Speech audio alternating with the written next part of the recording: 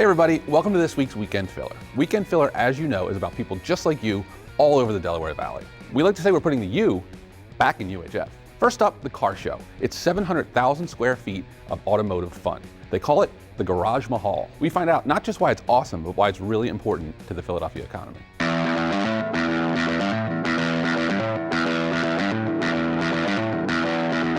Hi, this is Kevin Mazzicola putting the U in the UHF here at the Philadelphia International Auto Show 2017 style. It is one of the strongest, most important auto shows in the country, and the niche of the Philly Auto Show, and I know it's cliche, is blue collar. And what I mean by that is there is no other show in the country that has an influence on a market area like Philadelphia and the general area. But first of all, it's a lot of fun. It's 700,000 square feet, and we call it Find What Moves You, not only literally, but physically and emotionally. And these manufacturers bring these wares on the show floor to influence. First, the business side. About half of all the vehicles sold in our market are influenced by that show. That's $3.5 billion. There's classics, there's Camp Jeep.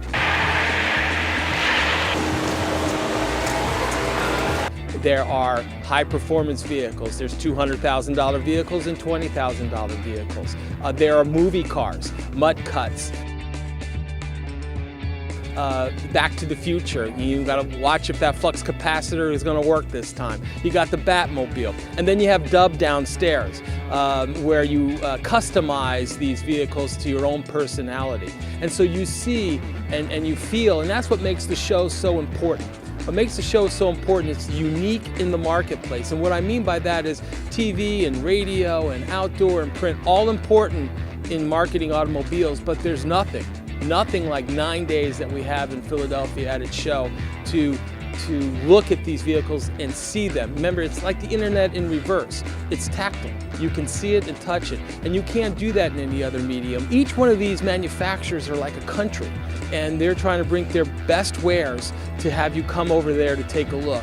But the fun is certainly there, and one of my best things at these shows to see is the families, and you see it's generational. You see, a grandfather with a father with a grandson, and they're pointing at a 50s car and say, you know what, that's what my dad drove when I was your age. The other part of what the show does is give back to the community. First, tonight we have the Black Tie Tailgate benefiting CHOP. Over 5,000 people will be here, raising $600,000. Also, we have $2 for every ticket sold goes to the Auto Dealers Caring for Kids Foundation that helps with bringing new coats to children that are underprivileged around our areas. Thanks for stopping by. Thanks for bringing your tailgates down to the show. Look forward to you next year in 2018. This week we have a new road trip segment. We're going to feature little places that are not that far away that you should definitely check out. First up, Galen Hall.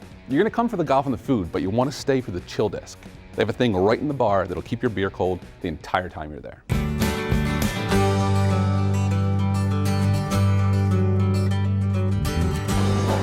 Hi, I'm Dennis Swigert, Executive Chef at Galen Hall Golf Club.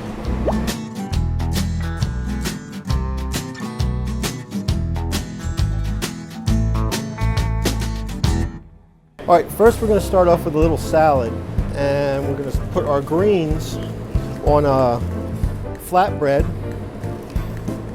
a little tomato, our carrots, there's our chicken breast, and we're going to finish it off with roasted squash seeds. Simple, fresh salad.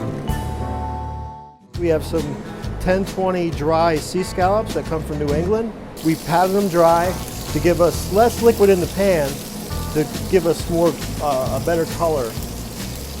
And scallops are a seafood that you really don't have to cook all the way. You can eat them raw, you can eat them medium. Most people like them thoroughly cooked. Now we're going to plate these. Now this dish is a Bar Harbor scallops. We go over some baby spinach. This is on our regular menu. It's very popular. I like to take the liquid and the butter in the bottom here and just give a little wilt on your spinach. We're going to hit it with some horseradish sauce.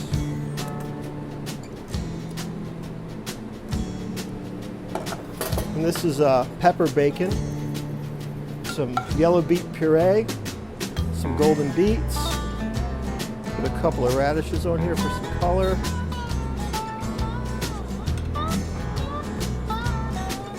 little parsley. That's it. This bar is a pub. We do a lot of seasonal craft beers. One of the unique features about Galen Hall is our chill disc. That is a topic of conversation.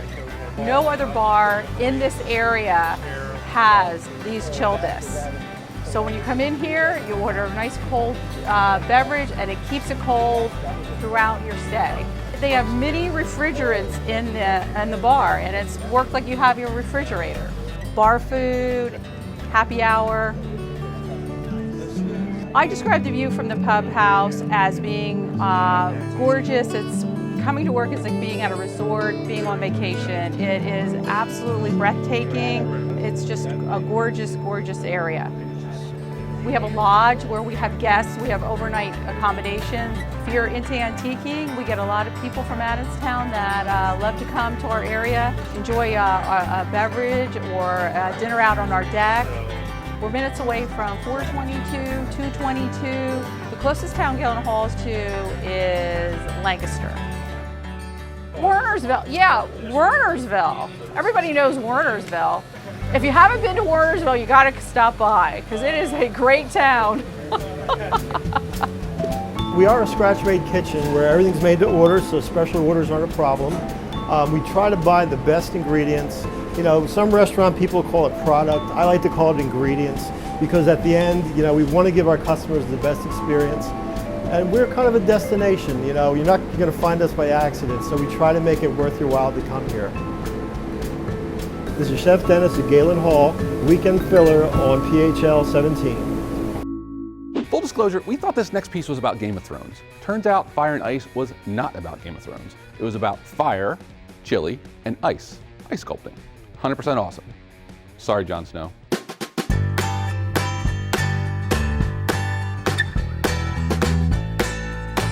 Hello, this is Rocky D'Entremont, Mount Holly, New Jersey's Fire and Ice Festival. This is our 24th annual event, the last Saturday in January every year. We have 14 ice carvers here today from up and down the East Coast. Most of them are all culinary students or chefs. Hi, I'm Kirk Clemens, chef instructor at Howard High School in Wilmington, Delaware. You're at the Winter Festival, Fire and Ice. This is ice carving. Start with a 300-pound block of ice. It is a minion with a banana on his head. And they carve ice as part of their profession, or they do it for a living. They're here today to do a demonstration of ice carving for the general public. We also have chili, and that's the fire part.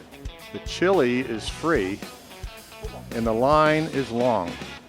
Hi, my name is Lynn Lemire. I'm the organizer of the chili portion of the Fire and Ice Festival here in Mount Holly, New Jersey. We have 10 restaurants and churches. We're Second Baptist. Second Baptist. Second to none. When you hear our name again, you're going to hear that we won. Second Baptist. An enormous amount of people have come out to taste it, and it's been wonderful. The chili is very good, and they usually run out by about 1 o'clock. They open at noon, and it's like a herd of horses or a bunch of locusts coming after the chili, and it disappears. And perfect for people who have cabin fever. We also have a beer tent. That's how we make our money, and people enjoy that. The event is free. We have an alpaca farmer that brings their live alpacas. We have the Jersey Sands dog sleds that bring their dogs in their sleds. We have a glass blower here demonstrating glass blowing. We have Revolutionary War reenactors here. I have my wool petticoat, my cotton petticoat, my linen petticoat. I have my cotton short gown. I have my lined wool short gown. Are you warm? I am warm. And then we have vendors selling food and people having fun and enjoying themselves in downtown Mount Holly. Here's a helpful tip for your sister. Never stand under a bird. Hi, I'm Jane Sharp from Jersey Pinelands Curling Club. Here's some of my friends from curling. They're out tonight. We're at the Fire and Ice Festival to introduce curling to the community. Well, thank you for coming to our ice carving festival this year. And the crowd is very large today, and the weather's perfect. It's overcast, so it doesn't ruin the ice, and it's warm enough to get out and enjoy yourself in the winter. Thanks for watching. watching Weekend Filler!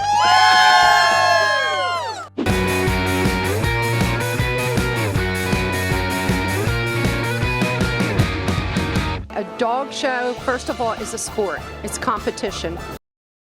Welcome back, Filler fans. Next up, we're going to the dogs. Literally, we're going to Wildwood, New Jersey for some colorful canines and their more colorful owners. You know that myth where they say dogs look just like their owners at things like this? I'm just gonna cut it there, that's fine.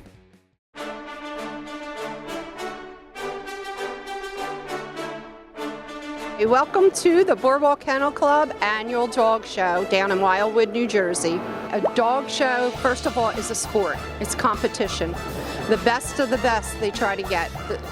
Each breed has a breed standard. Each breed has a different one, so you'll look for the bite. The teeth, overbite, underbite, scissor bite. The height, the size. There's all standards for that. The color. And then your conformation and the movement of the dog. It's almost like a beauty pageant. So that's how basically that they're judged on. And the closest to the breed standard should be your winner at the end of the day. I was born into it. It's like the whole atmosphere of it, the dogs, making the best of the best because we have the best of the best. This is Phoenix. She is a Vizsla. It's a breed primarily from Hungary, Germany area, bred as bird dogs. This is Bossy. This is a Japanese Chin. He's 18 months old. He is basically a toy breed, so they're on your lap and having fun that way. Very gentle, very calm, very sweet. Right? You're very sweet. When you look at the dogs here at the dog show versus your dog at home, if you got it from the SPCA, you may not have what they consider purebred dog.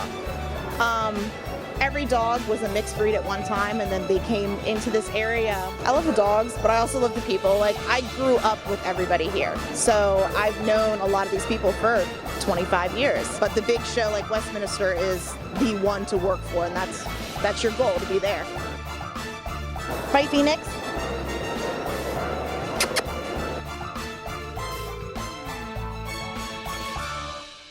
This next segment is called Ripped from the News. That means it originally appeared on our news program, which we hope you're watching, 5 a.m., Monday through Friday. In this clip, our own Jennifer Lewis Hall finds the South Jersey connection to the critically acclaimed Hidden Figures.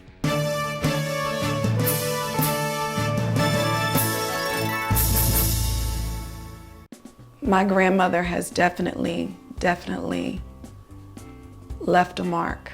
Lori Heilich is the granddaughter of Katherine Johnson, the mathematician or so-called computer played by Taraji P. Henson in Hidden Figures. If we assume that's the Bahamas, 544 miles per hour. Incredibly, Johnson, a widow and single mother of 3 girls, was able to land a job at the agency that would become NASA and rose to an important position, even playing a pivotal role in the historic orbital mission of John Glenn. What do you ladies do for NASA? Calculate your trajectories. You can't get anywhere without the numbers. The astronaut requested that Johnson confirm trajectories and entry points formulated by a newly invented IBM computer. Johnson excelled in a world of mostly white men as an African-American female, staring down racism and sexism in the 1960s in a soft-spoken yet powerful way. Colonel Glenn?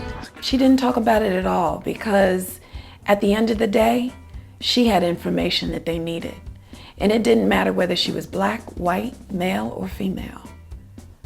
They needed that information and she knew she had it. Lori grew up in South Jersey, far from her grandmother in Virginia, but still knew she had an accomplished career. She just didn't know how accomplished. I knew she was extremely bright. I knew that she could multiply. She's the only person I know that could multiply 3-digit numbers in her head. I knew all that. But when I saw the movie, I was like, oh my gosh, she did that. I'm proud of my grandmother. A pride felt by so many other African-American women as well. On a recent weekend, Lori and I saw the movie at a theater in Voorhees with our sisters from Alpha Kappa Alpha sorority. Lori believes the support of such organizations and women across the country has helped to fuel the film's success. This is an important story to tell and to show someone who is very successful and very brilliant and very smart with numbers can inspire women to follow this field and be successful at it. Johnson, who is now 98, worked at NASA for 33 years. She has received numerous awards, including a Presidential Medal of Freedom in 2015. And she gives Lori this advice. Always be prepared, so when the doors open for you, you can get through them. For PHL 17, I'm Jennifer Lewis Hall.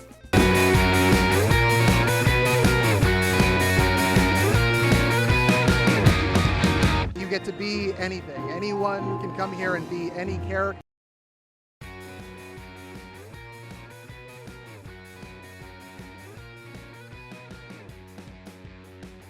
And just once, we want someone to say, my parents didn't pay enough attention to me.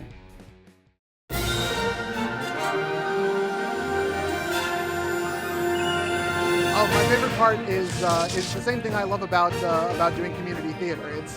It's you get to be anything. Anyone can come here and be any character. You can swap genders. You can be the hero. You can be the bad guy. It gives you the opportunity to be whatever you want. Forgetting your life and being someone else for the day. You could be a hero. You could be a villain. And the community is really, really friendly. Everybody's really supportive of everybody else. A celebrity. You get away from all the real world and you get to be a superhero for once. Everybody is really into everybody else's costume. They really make you feel great about yourself. That's why I decided to do it. I love to dress up for fun. I think planning everything is really fun. And seeing the final product. It will always get better. Just picking a character that you love and getting to actually be that character even just for a day. The art of it, playing a character that you love and taking pictures with everyone. Yeah, it's just the experience. I mean, everybody around, just everybody enjoying it. It becomes something different. Because it's so fun. Fun and it's creative and I just like it. And little kids coming up to you and giving you hugs and stuff, that is really amazing. Pretending that you're somebody else for a little bit. Taking pictures and having fun. Being able to express myself. As soon as we walked in, everyone came up to us and complimented our costumes. Just getting to embody different personas that anything you don't get to be on a regular day-to-day basis. And it's also like a confidence boost as well. So warming and like welcoming and just very inviting. Really love doing the cosplay. Doing it for all the fans, having everyone take photos with all of us. When they think you're actually that character and they try to get a photo with you or try to talk to you like you are that character, I mean, it's really just amazing. Thank you.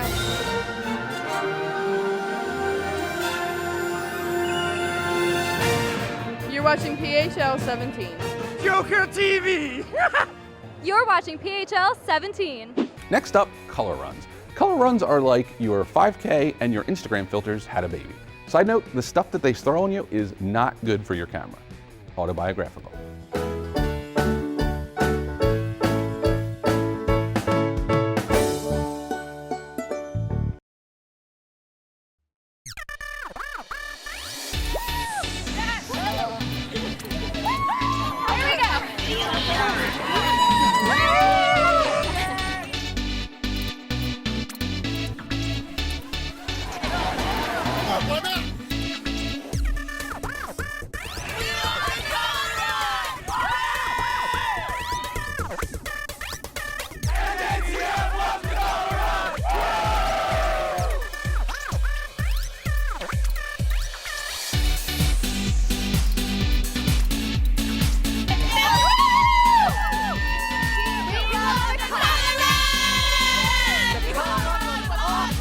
For everyone, you know, you can be slow, you can be fast, take your own pace. I like the color on because you get to act like an idiot.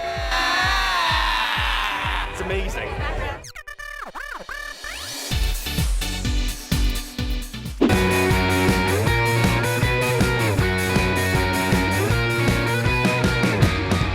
The Cage of Death, it's a cage that's unlike anything else. The design changes year to year. It is not your traditional cage. Thanks for sticking around, filler fans. You're gonna be glad you did. This is our bloodiest sportacular in the history of Weekend Filler. This is the part where I should tell you that no wrestlers were harmed in the making of this segment, but I'm not really sure. They look like they got harmed.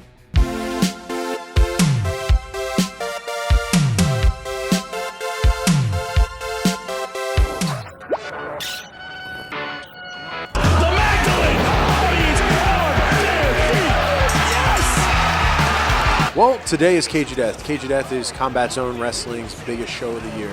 This is our Super Bowl, our WrestleMania, our World Series, and we are going to put on a show that's like nothing else. The Cage of Death match itself is ridiculous. It is the most ridiculous thing you're ever going to see on the East Coast. Probably maybe even the entire country. I've heard that I'm too much of a baby to handle it. The Cage of Death, it's a cage that's unlike anything else. The design changes year to year. It is not your traditional cage. It features things like barbed wire, panes of glass, carpet strips, thumbtacks, you name it, it has shown up in the cage. It is the most ultra-violent structure in the world. It's different all the time, so you never know what kind of surprises are going to be in there. It's a pretty grueling match. It's something that it's pretty hardcore. Like, not a lot of people can handle watching something like that. For this year, you can expect always a lot of violence. Have the first advantage. Oh, God! A lot of big falls. No! Great emotion, hot crowd, and some of the best guys in the industry doing what they do best. Thanks, Len. But most of all, I expect a great story. What the hell just happened? And these guys, they put it out there, and you got to give them credit for that. Sometimes we are working on this cage months upon months in advance. Sometimes, you know, we can kind of put it together day of. It just really depends on what we're trying to get accomplished and what it's made of. I mean, we've had times where the cage would go up in, 20 minutes. We've also had times where it's taken hours. So you can never know what you're going to expect, and you can always expect the unexpected around here, especially at Cage of Death. It's violent, it's brutal, it's carnal, and there's no more intense match you'll ever see. And if you're not here, you're completely missing it. This is Larry Legend of Combat Zone Wrestling, and you're watching Weekend Filler. So that's our show. Thanks for letting us fill a little of your weekend. Remember, the greatest stories that you're seeing on Weekend Filler are probably coming from someone just like you that hit us up on Twitter, on Instagram, or on our station Facebook. I'm Tony Romeo, and until next week, we'll see you on the internet.